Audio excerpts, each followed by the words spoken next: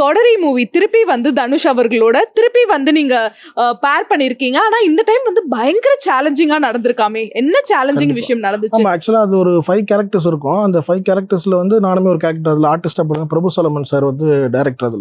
அதுல ஒரு ட்ரெயின் மேல ஒரு சேஸோட ஃபைட் ஒன்று நடக்கும். எங்களுக்கு பார்க்கும் போதே ஆமா, அது ஓடும்போது ஆக்சுவலா ரியல் ட்ரெயின். அது ஆக்சுவலா ரேணிகுண்டான்னு சொல்லி அங்க ஒரு இடத்துல மேல வந்து கரண்ட் இல்லாத ஒரு ட்ரெயின் அங்கே மட்டும் தான் ஓடுது. ஷூட்னா மேலே ட்ரெயினில் ஓடுற ஷாட்னா அங்கே தான் மேக்ஸிமம் ஷூட் பண்ணுவோம்.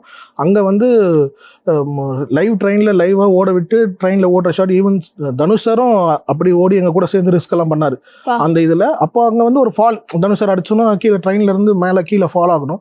அப்போ அது பண்ணும்போது ட்ரெயின் வந்து ரிவர்ஸில் ஓடுது, ட்ரெட்மில் மாதிரி ஓடுது. என்னோட டார்கெட் வந்து குதிக்கிற டார்கெட் வந்து அந்த சைடு இருக்குது. நான் ஓடிட்டே இருக்கேன், அந்த டார்கெட் என்னால் ரீச் பண்ணவே முடியல.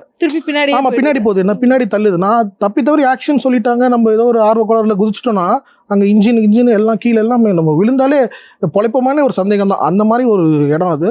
ஸோ அப்போ வந்து அப்படி இருக்கும்போது நான் என்ன பண்ணேன், நானே கட்ட சொல்லிட்டேன். அப்படி வந்து யாருமே சொல்ல மாட்டாங்க. நானே வந்து கட் என்னால் முடியல, இந்த மாதிரி இருக்குன்னு சொல்லி கீழே இறங்கி இந்த மாதிரி அவங்க பொசிஷன் புரிய வச்சுட்டு அதுக்கப்புறம் வந்து திரும்ப வந்து எல்லாமே அலைன் பண்ணி நான் அப்புறமா ஃப்ரண்ட்டில் நின்று என்னோட டார்கெட் வந்து பின்னாடி இருக்குது. இப்போ ஆக்ஷன் சொல்லும்போது ட்ரெயின் பின்னாடி வரும்போது நான் அந்த ஆப்போசிட் கிட்ட வந்து அப்புறம் அங்கேருந்து ஜம்ப் பண்ணி கீழே விழுந்து அங்கேருந்து டைவ் பண்ணி ஒரு ஜல்லியில் விழுந்து அங்கேருந்து அதுக்கப்புறம் ட்ராக்ல போய் விழணும்.